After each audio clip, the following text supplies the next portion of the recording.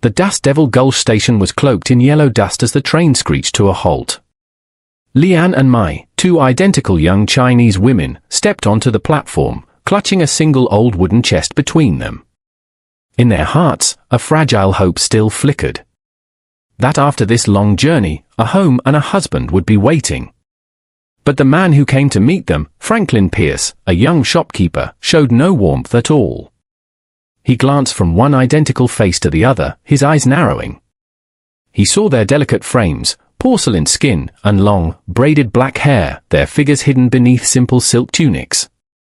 Franklin let out a bitter laugh, his voice cutting through the crowd. "I sent for a wife, not a pair of oriental dolls. What am I supposed to do with two?" His words tore through their shared dream like a knife. Townsfolk murmured among themselves. Some laughed out loud. And a child pointed and shouted, "Look, two of them."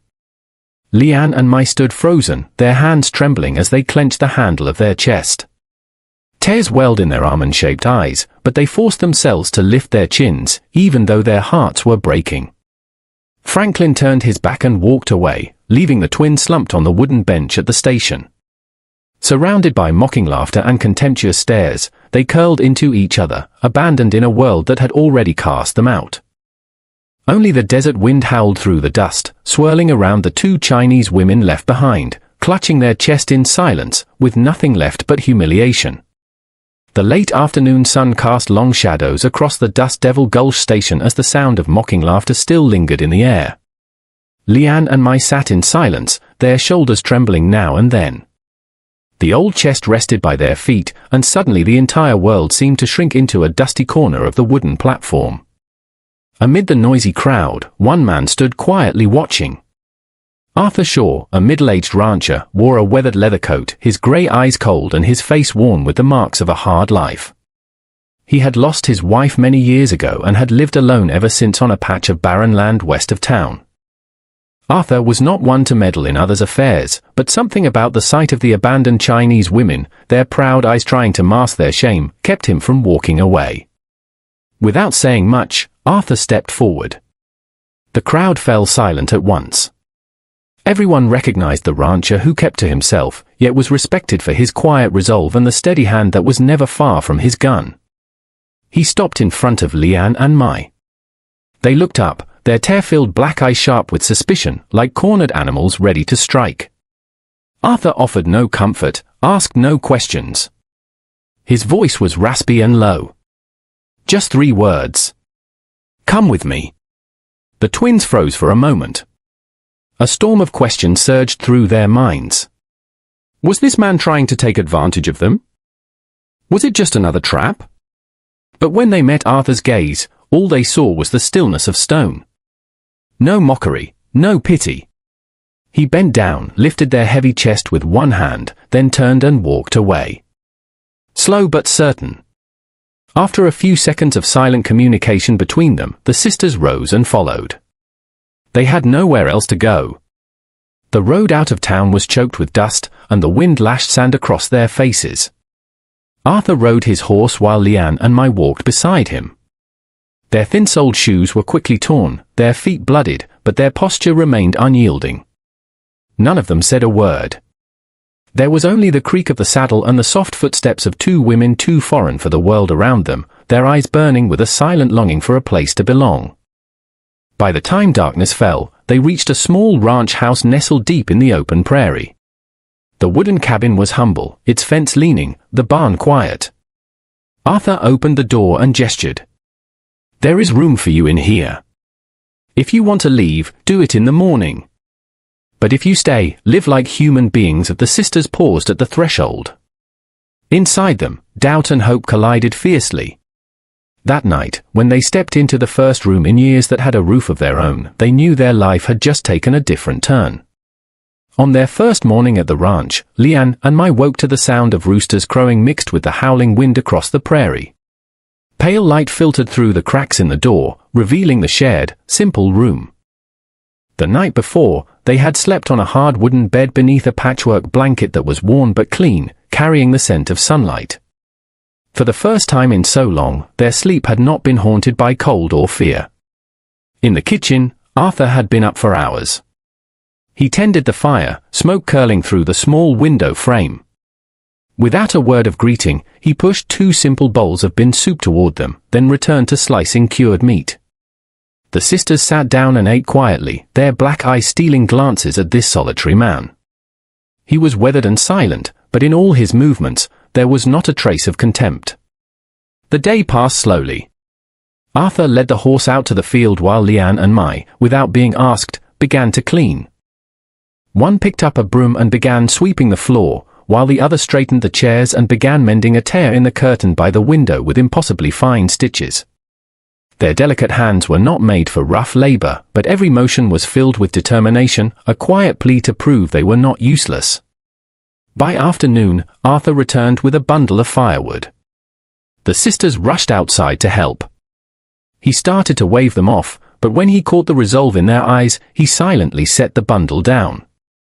Together, they managed to carry it inside without a word, only the sound of labored breaths mingling with the wind sweeping through the grasslands. Night fell, and they sat across from each other at the dinner table.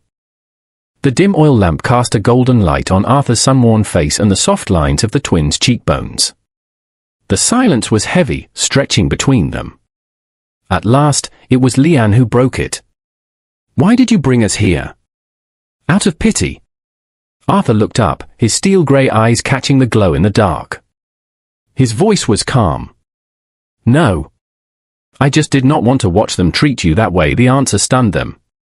After so many years of being seen as a burden, no one had ever spoken to them as if they were simply human beings. That night, as they lay down, a strange sense of hope welled up inside them. They thought of a dream long buried, a home. A man strong enough to stand beside them. A life that might one day hold happiness. Things that had once felt impossibly distant now flickered like a faint light within this old wooden house. Outside, the wind howled long into the night. But within the sisters' hearts, for the first time, there was a fragile and precious sliver of peace. Rumor spread fast in Dust Devil Gulch. The identical Chinese women had been taken in by Arthur Shaw at his ranch. Some scoffed, others whispered, claiming the lonely old rancher had lost his mind. But in the shadowy corner of the saloon, Franklin Pierce, the man who had sent for one wife and received 2, ground his teeth.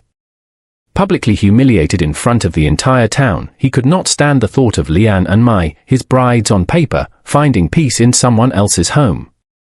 A week later, Franklin went looking for a thug named Roscoe Malone, a brute with hands like mallets and a face carved in scars.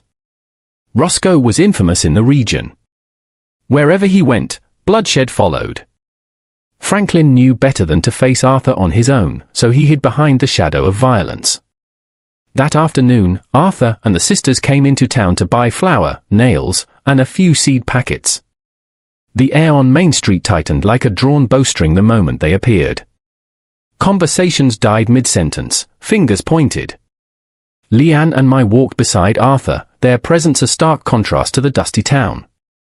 Their cold black eyes remained steady, but their hands clutched each other's a little too tightly. Suddenly, Roscoe stepped into their path. His voice grated like gravel. "These women belong to my boss. Hand them over and walk away." Arthur stopped, gently setting the sack of seeds on the ground. His grey eyes scanned Roscoe before settling on Franklin, lurking just behind the hired gun. His voice was calm, but it rang clear through the silent street.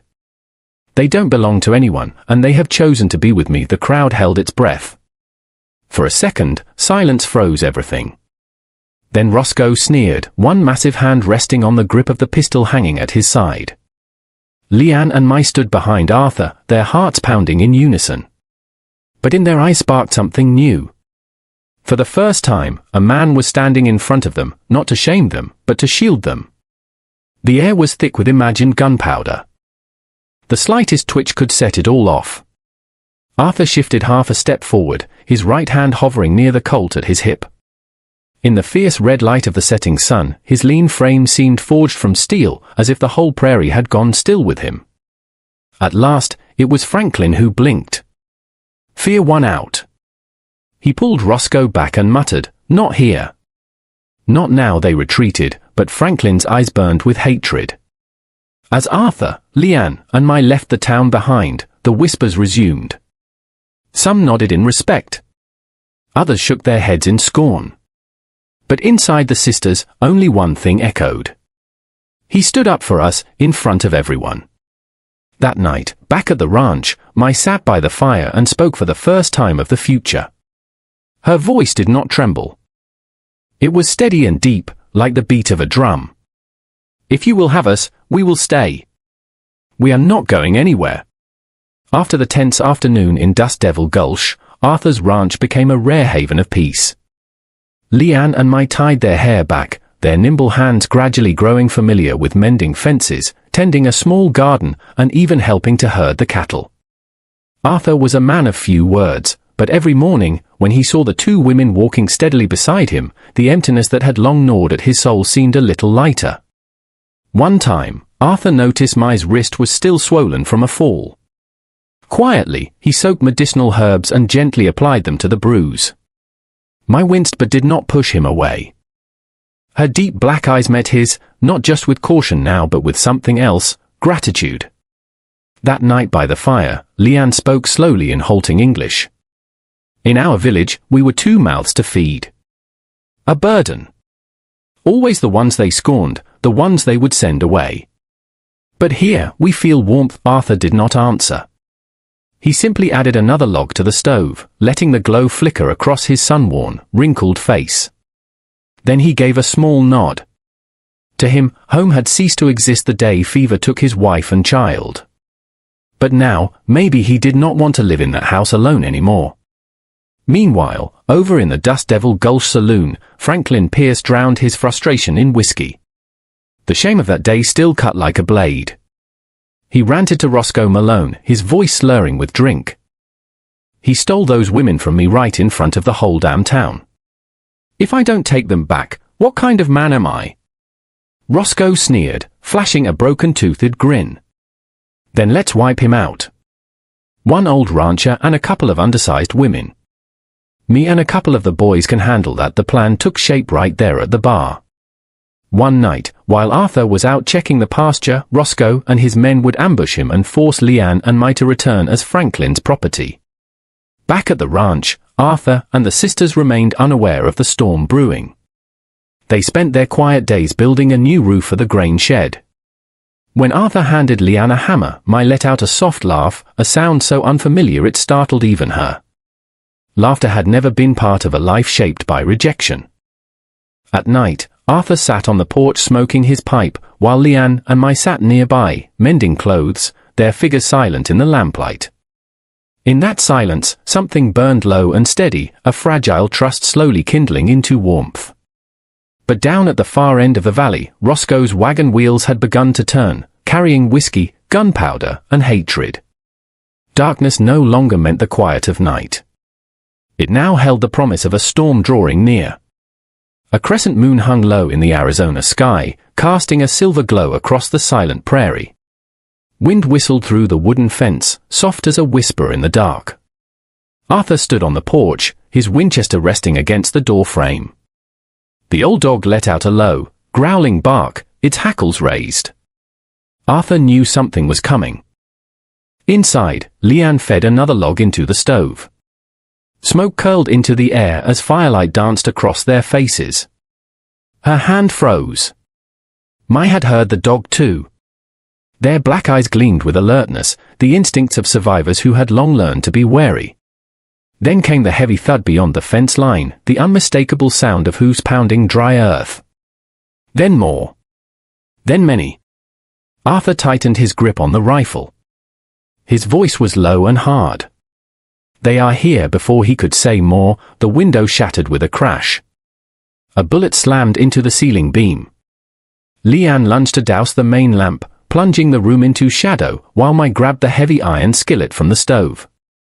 Shadows moved across the yard. Roscoe Malone and 3 others, guns glinting under the moonlight. Roscoe roared, his voice wild and feral. "Hand the women over, or all of you die tonight." Arthur answered with a thunderous gunshot, the bullet tearing up dirt right at Roscoe's feet. Gunfire exploded in reply. Windows shattered, firelight catching shards of glass flying through the air. The sisters did not flinch. From the darkness, Mai hurled the heavy skillet. It caught one man square in the chest, sending him staggering back with a grunt. Arthur covered her, cold-eyed and precise, moving like a man who had fought in wars long past.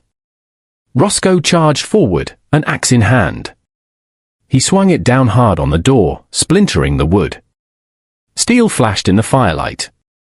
Arthur pulled the sisters back and shoved a heavy table against the door. "They are not coming through this threshold," Arthur said, his voice like stone. Leanne and Mai looked at him, their eyes fierce and warm at once. For the first time in their lives, they were not fighting alone. Outside, Roscoe and his men howled, hurling torches onto the thatched roof. Flames burst into the night, lighting their snarling faces. But inside the small house, a weathered rancher and two determined women stood side by side, weapons ready, hearts beating as one. That night, the wind carried smoke, gunfire echoed with battle cries, and above it all, the fire-forged will to survive, and a new kind of faith being born from blood and flame. Flames roared as the thatched roof was devoured, ashes swirling into the night wind. Cattle in the barn wailed in panic, terrified by the gunfire and the crimson blaze. Arthur backed into a corner, reloading his Winchester, eyes locked through the narrow crack of the door. Outside, Roscoe Malone was circling around with the rest of his men, aiming to break into the barn and burn everything to the ground. "They are trying to burn the whole damn place," Arthur muttered, his voice gravelly. Leanne and Mai stood beside him, sweat and soot streaking their faces. They knew they could not win a prolonged gunfight. They exchanged a look, a plan forming between them without a single word. Leanne grabbed the carbine, while Mai picked up a long, sharp kitchen knife. "I will draw them to the side," Leanne whispered. Arthur shook his head, but before he could stop her, Leanne had burst through the side door like a gust of wind. It swung wide open, and her slim figure appeared in the firelight, stopping the men in their tracks. Roscoe growled, dropping his axe and drawing a pistol, but Leanne was already moving, firing the carbine from her hip, forcing them to take cover. It was the diversion Mai needed. She slipped out the back, a silent shadow in the chaos, circling around behind the wagon where the other men were hiding. While Roscoe was focused on Leanne, Mai struck. She lunged from the darkness, the knife flashing. One man screamed and dropped his rifle, clutching a bleeding arm. The other turned in shock, but Mai was a whirlwind, using her small size to her advantage, ducking under his clumsy swing and driving the heel of her boot into his knee. He collapsed with a cry. On the dry earth, Roscoe finally cornered Leanne, his massive frame blocking her escape. He was strong, but she was fast and smart. She ducked and weaved, using the terrain to her advantage, even as he swung his pistol like a club. Blood trickled from a gash on her arm, but she roared, a sound of someone who would never submit. Roscoe bellowed and hurled her off with all his strength. They tumbled down a small slope, kicking up dirt and sparks. He grabbed her hair, trying to pin her down, but just as he raised his hand to strike, Mai appeared behind him, swinging a heavy piece of firewood with all her might. The wood connected with the back of Roscoe's head with a sickening thud. He gasped, reeling, and collapsed to the ground. Leanne rose, her powerful spirit shining from her exhausted body, her black eyes blazing with fury. She kicked the pistol away from his hand. "You will never lay a hand on us again," she growled through clenched teeth. When Arthur arrived, smoke still rising from his Winchester, he saw them, Leanne and Mai, standing together over their attacker in the flickering fire and ash, breathing heavily, but their gazes unwavering. Arthur placed a steady hand on each of their shoulders. His voice was firm and low. "That is enough. Tonight, we are still alive." That is victory. Ash floated into the air like a curtain falling on a battle written in flame and fury. The Dust Devil Gulch Valley lay in quiet stillness after days of storm and fire. Franklin Pierce vanished from the land, unable to show his face again after such a